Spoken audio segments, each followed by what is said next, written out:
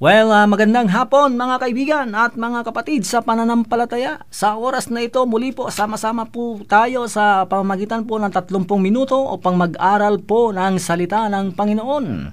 Kumusta po tayong lahat mga kaibigan? Alam ko po na kayo po ay pinagpala ng Diyos, kayo po ay malakas, kayo po ay masaya at tunay na nagumapaw ang kagalakan sa inyong mga puso.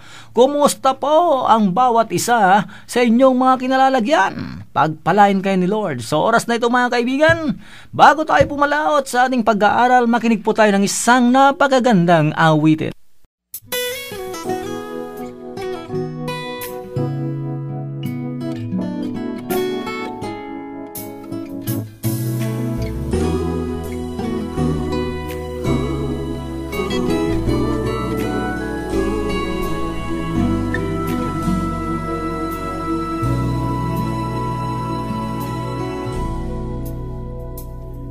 There's one more gift I'd ask of you, Lord. It would be peace here on earth, as gentle as your children's laughter all around, all around. Your people have grown weary living in confusion.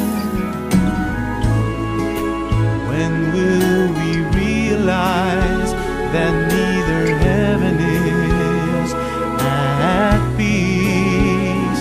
When we live not in peace, if there's one more gift I'd ask of you, Lord, it would be peace here on earth,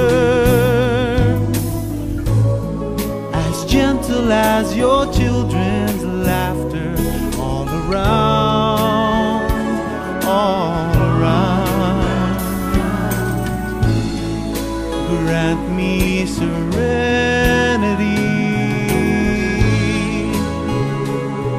within,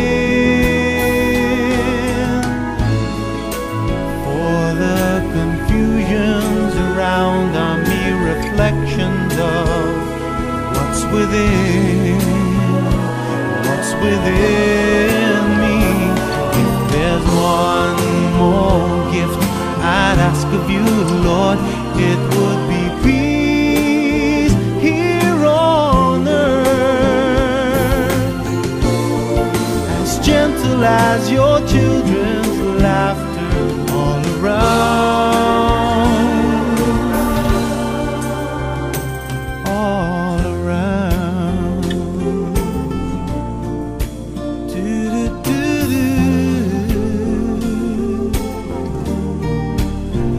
Grant us peace, as gentle as your children's laughter all around.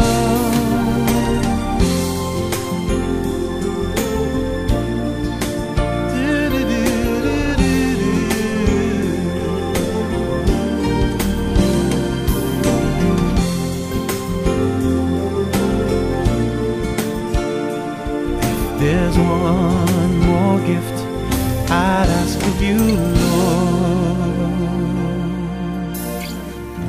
Well, tuloy-tuloy po tayo mga kaibigan sa ating pag-aaral. Ang akin pong ibabahagi sa inyo ay ang huling karugtong ng aking mga itinuro sa inyo sa mga nakaraang panahon. Ang title po ay ang Christian Living. Bakit Christian Living? Kasi nga po, ang atin pong programa ay pinamagatang Buhay Kristiyano, pamumuhay bilang isang Kristiyano. At alam po ninyo, ang akin pong isakaysay at tuturo sa inyo sa oras na ito ay ang pinamagatang The Christian Enters a New Life. Ang isang Kristiyano ay pumasok sa isang bagong buhay. Guys, nice mo bang magbagong buhay, kaibigan? Siyempre, iyan ang pinakananais mo. Hindi yan masolusyonan sa pamamagitan ng drugs, sa mga gamot at sa pag-aasawa, pagpasok sa simbahan. At kung ano-ano pa man yan, hindi pa pamamagitan ng pera o saan mang lugar, hindi ka mababago. Mga kaibigan, ang dami pong nagnasa, ang dami pong nasa na sila po'y magbago sa pamamagitan ng New Year resolution. Hindi naman po sila, nabigo naman po sila sa kanilang mga pangarap. Pero alam po ninyo, may solusyon sa iyong nais mangyari sa buhay mo. Ang nais mo na ikaw ay pumasok sa isang Kristiyano pamumuhay, Christian center sa new life. Ang isang Kristiyano ay kailangan pumasok sa isang bagong buhay. Politiko man, hindi ka kayang baguhin. Pag-asawa, hindi kayang baguhin. Kasintahan, hindi ka kayang baguhin. Pag pumasok ka o kaya nakatapos ka ng isang magandang pagkurso o pag-aaral, hindi ka rin kayang baguhin. Ano man yung kalagayan mo ngayon sa buhay, mabibigo ka lang kung ang inahanap mo ay pagbabago. Dahil ang daming nangarap, ang daming mga nagsabi na kailangan natin ng pagbabago, pero nagiging pa rin mas masama ang sitwasyon. Kaibigan, may nag-aalok ng isang pagbabago. Walang iba kundi ang Panginoong Jesucristo na siyang tutulong sa ating buhay. Ngayon, dahil ang ating pag-aaral, The Christians Enter a New Life, ang number 1 po na dapat makita sa ating buhay sa pagpasok natin, kapag gusto mo talaga na pumasok sa isang new life as a Christian, not a religious man, bilang Kristiyano, ang ibig sabihin ay mayroon kang relasyon kay Kristo. At dahil may relasyon ka kay Kristo, nais mong magbagong buhay, ang dapat mangyari sa buhay mo ay magkaroon ka sa isang tao, he has a new birth. Bagong buhay. Ang isang tao na hindi pinapanganak, walang buhay, mga kaibigan. May buhay na yan sa loob ng tiyan ng kanyang ina, pero hindi pa siya lumilitaw. Wala pa siyang kakayahan lumaki at makaranas ng mga magagandang bagay. Kasi binubuo pa lang siya doon sa loob ng tiyan ng kanyang nanay. Pero, pag siya ay nilabas, isang buhay. Ang tawag dyan, he has a new birth. Tayo rin po, mga kaibigan.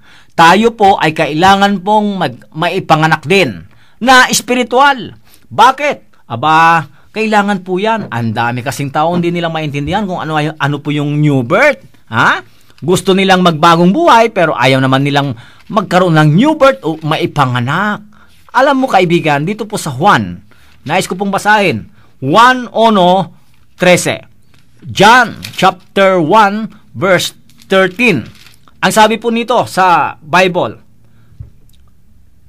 sila nga'y naging anak ng Diyos hindi dahil sa isinilang sila ayon sa kalikasan o sa tiyan ng kanyang ina, ni sa pita ng laman o sa kagagawan ng tao. Ang pagiging anak nila ay buhat sa Diyos. You have to be born o magkakaroon ka ng he has a new birth. So ang tao pala, kung nais mo if a Christian wants to enter a new life, kailangan niya ang new birth. Hindi na natin pinag-uusapan yung isinilang ka ng iyong nanay dahil ito kagagawan ng tao, kagagawan ng tatay natin at ng nanay natin. Kaya nabuo tayo, mga kaibigan. Ang tawag dyan ay ipinanganak sa laman. Ngayon, ang sabi ng verse 13, okay? Umpisan ko muna sa verse 12. Ngunit ang lahat ng tumanggap at nanalig sa kanya ay pinagkalooban niya ng karapatang maging anak ng Diyos. Maliwanag, kapag daw sino man sa atin ay tumanggap at nanalig kay Jesucristo, sabi niya, ay, ito, pinagkalooban niya ng karapatang maging anak ng Diyos. Paano ka magiging anak ng Diyos? Sa pananalig kay Jesucristo. Paano nangyari yon? Sa verse 13, ganito, mga kaibigan, sila nga'y naging anak ng Diyos. Hindi dahil sa isinilang sila ayon sa kalikasan. Hindi ka pala magiging anak ng Diyos dahil isinilang ka ng mga magulang mo at may relihiyon ka at mayroon kang sinusunod na seremony. Hindi yun pala ang pagiging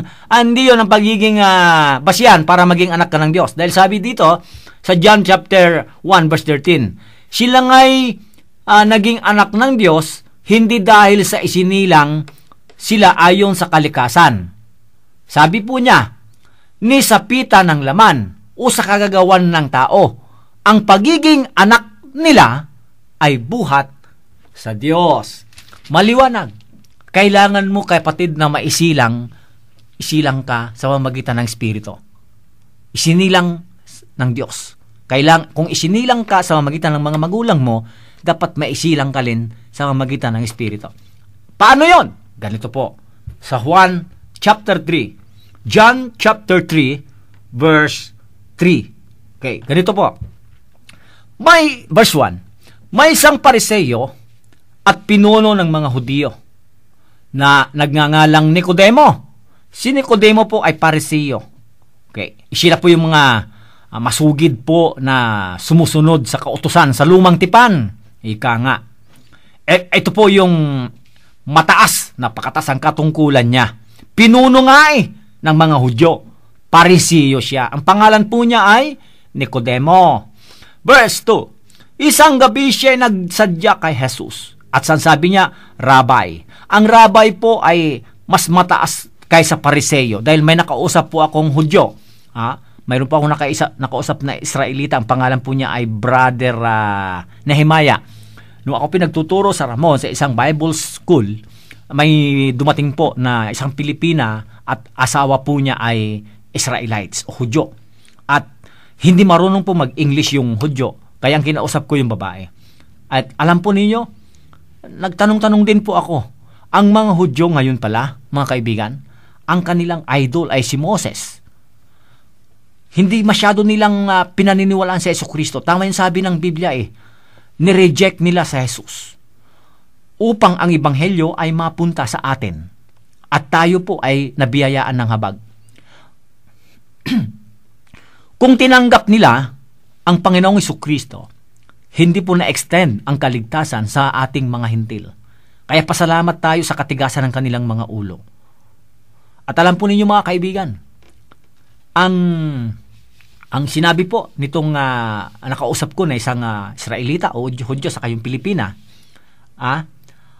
mas mataas pala ang katungkulan ng Rabbi kaysa Pariseo. O kita po ninyo. Opo. Yung Pariseo, sila po yung master of the law. Master na nga iyan ng mga batas sa lumang tipan. Pero may Rabbi pa. Teacher ang tawag po niyan. Ito po yung nangyari mga kaibigan. Na nangyari. Ang sabi po sa verse 2 ng John chapter 3, isang gabi, si Nicodemo ay nagsadya kay Jesus. Si Jesus kuwan pa lang yan. 30 plus pa lang yan ang edad niya nung panahon yun. Sinabi niya, nalalaman po namin kayo isang gurong mula sa Diyos. O tingnan nyo, tinanggap ni Nicodemo na kahit siya isang puno ng saserdote, sabi niya, alam po namin, nalalaman po namin kayo isang gurong mula sa Diyos. Ibig sabihin, ang mga guro sa panahon yun, hindi galing sa Diyos. Katalinuhan nila, katalinuhan ng galing sa mundo o sa tao. Pero ito, tinanggap niya na ang karunungan na galing sa ating Panginoon ay galing sa Diyos.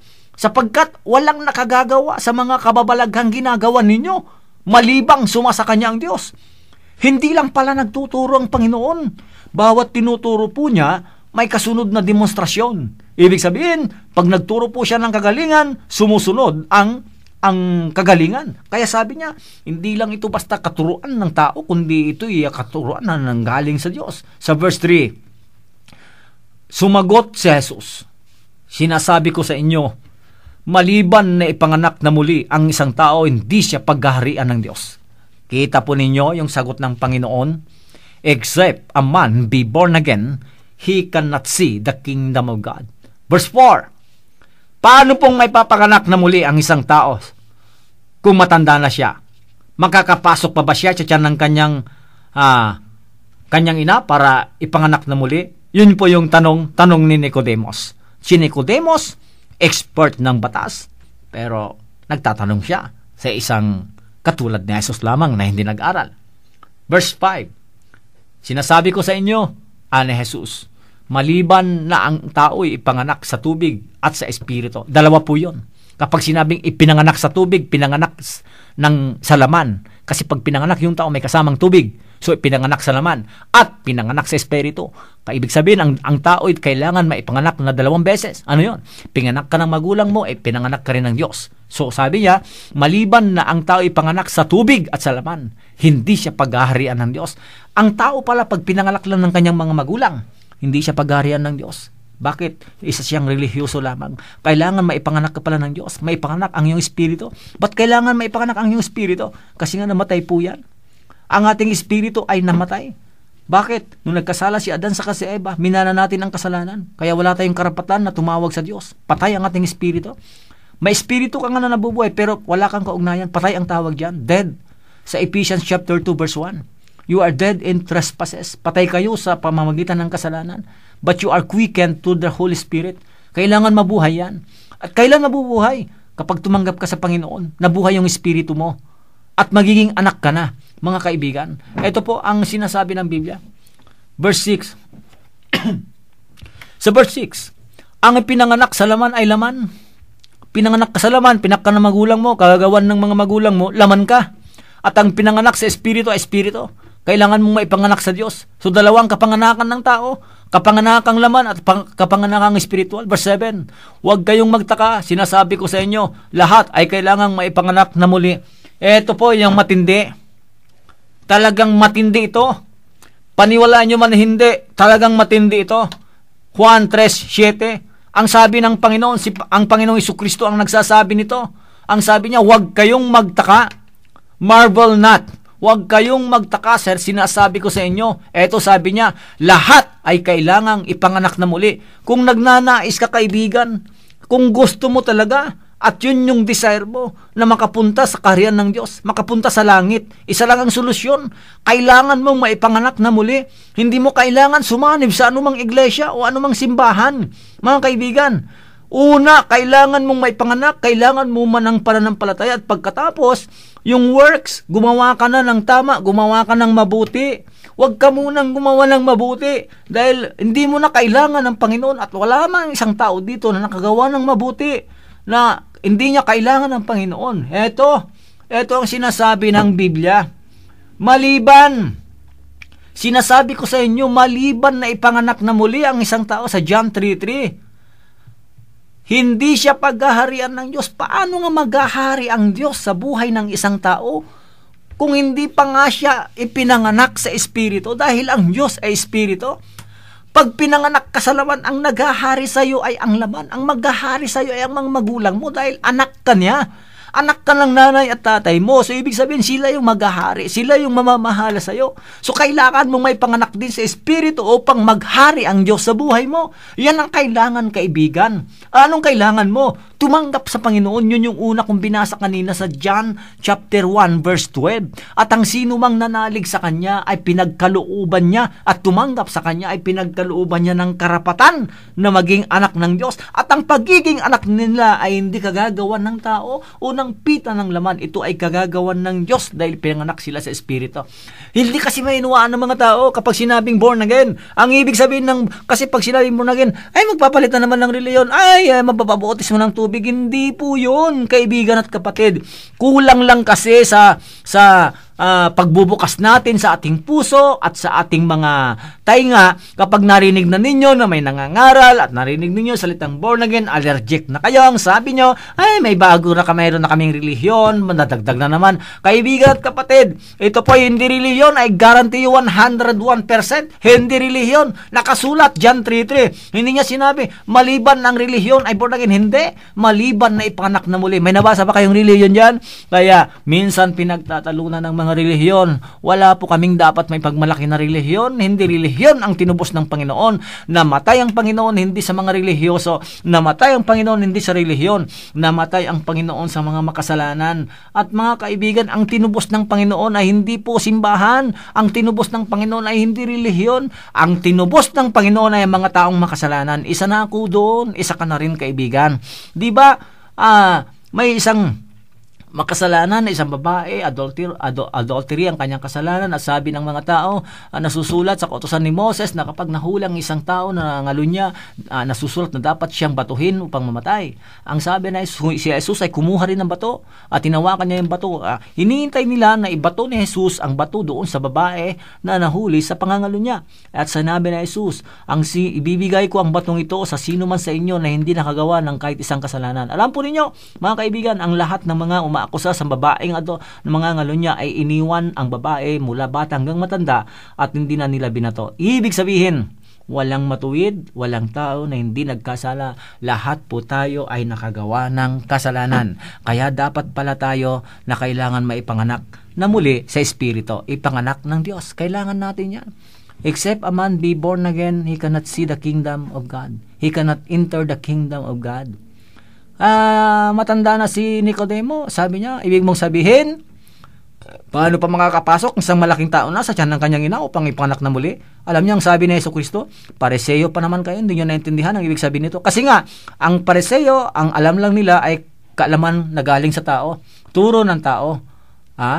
Hindi na nila alam ang turo ng Diyos. Kaya nga lumapit siya Ang sabi niya, Guro, nalalaman namin na kayo lang ang nakagagawa ng mga bagay sapagkat alam namin na ang talino ay hindi lang nanggaling sa tao kundi nanggaling sa Diyos at sa mga kababalaghan. Naniniwala si Nicodemo. Alam po ninyo si Nicodemo na born again po yan.